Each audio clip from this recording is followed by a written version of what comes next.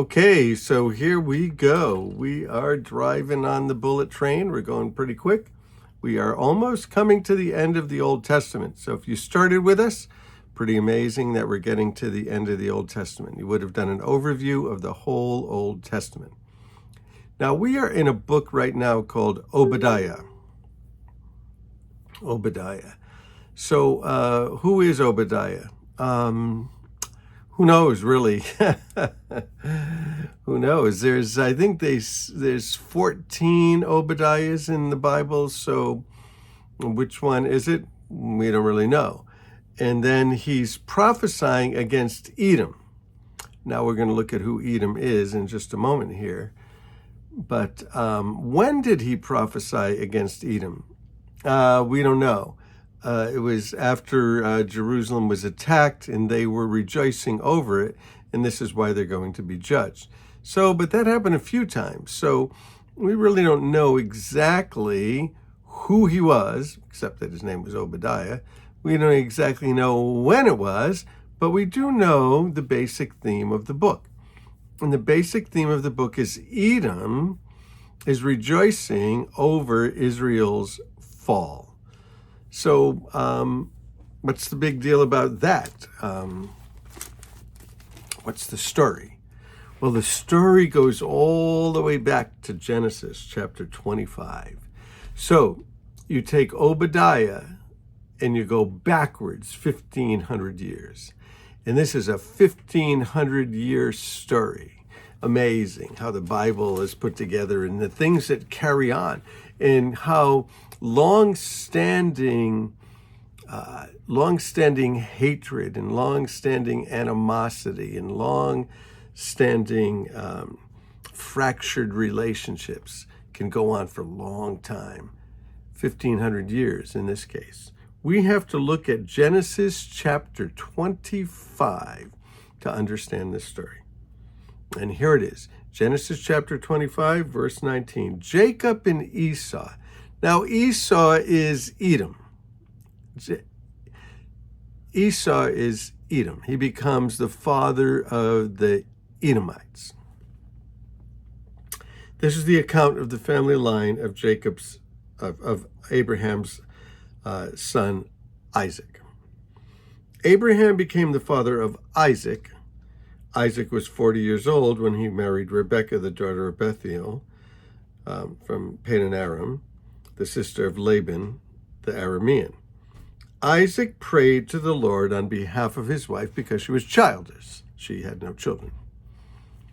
The Lord answered the prayer, and his wife Rebekah became pregnant. The babies, plural, jostled each within her, going to have twins, and she said, "Why is this happening to me?" And so she went to inquire of the Lord. What's going on? This is crazy. God, help me figure this thing out. And the Lord said, two nations are in your womb, and two peoples from within you will be separated. One people will be stronger than the other, and the older will serve the younger. Well, when it came time for her to give birth, there were twin boys in her womb.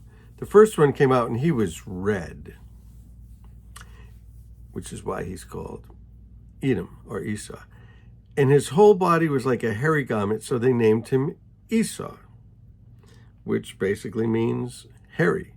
After this, his brother came out with his hand grasping Esau's heel, so he was named Jacob, which means heel grabber. And Isaac was 60 years old when Rebekah gave birth to them. The boys grew up, and Esau became a skillful hunter, a man of the open country, while Jacob was content to stay home among the tents with his mom, Jacob's mama's boy. Isaac, who had a taste for wild game, loved Esau, but Rebekah loved Jacob. Well, that's not good. Mom loves one and Dad loves the other. Once Jacob was cooking some stew, and Esau came in from the open country famished, and he said to Jacob, "Quick, let me have some of that red stew. I'm famished." That's why he's called Edom. He's called Edom because he said he was famished, or means red. I'm famished. That's why he's called Edom. And Jacob replied, first of all, sell me your birthright. And he said, look, I'm about to die. What good is my birthright? Firstborn, he's like, what does it matter? But Jacob said, swear to me first. So he swore to him in an oath, and he sold his birthright to Jacob. And Jacob gave Esau some bread and some lentil soup. He ate and he drank, and then he got up and left. So Esau despised his birthright. Well, these two guys, Isaac and Esau, Isaac and Edom, Obadiah is about Edom, would be known as Transjordan. These guys are opposed to each other for 1,500 years. And they settle down in the land. And when Moses is taking the children of Israel out of Egypt, one of the peoples, one of the tribes that they encounter is Edom. And Edom doesn't let them pass. And so it's trouble with Moses, it's trouble all the way back with Isaac and Esau, trouble with Moses, and they're always sort of coming against Israel, this Edom. And the last sort of Edomite is when we get up to Herod in the New Testament. And then finally, when the temple is destroyed in the year 70, that's the end of the Edomites. So here we are, 1,500 years later.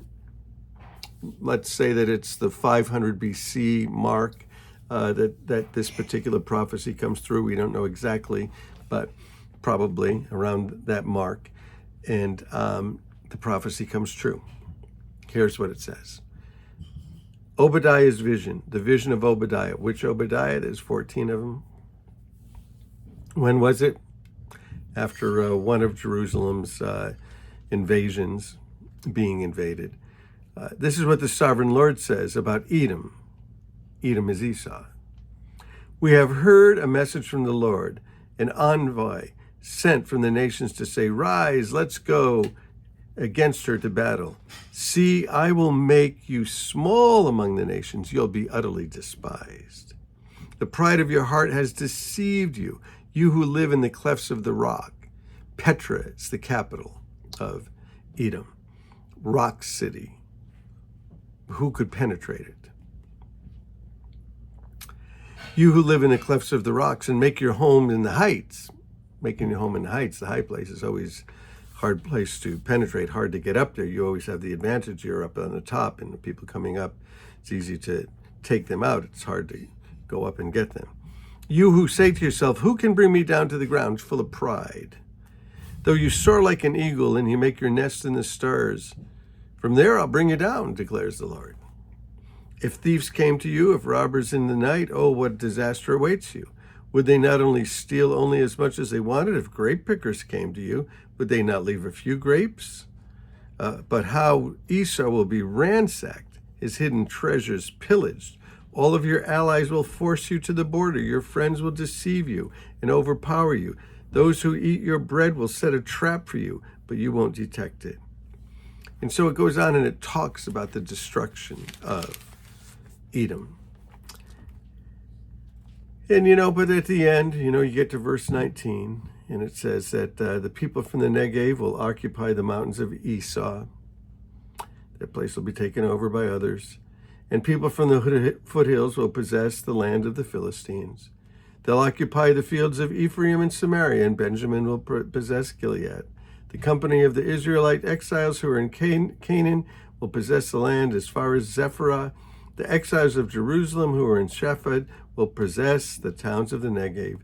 Deliverers will go up to Mount Zion and govern the mountains of Esau, and the kingdom will be the Lord's. And so ultimately God is in charge. And here Edom is going to be judged because of their delight in that Israel or Judah was being attacked and that they were being put down and they're ultimately destroyed. 1,500-year story of animosity and enmity between two people, two brothers. Wow. Absolutely amazing. Obadiah. Hey, bless you guys.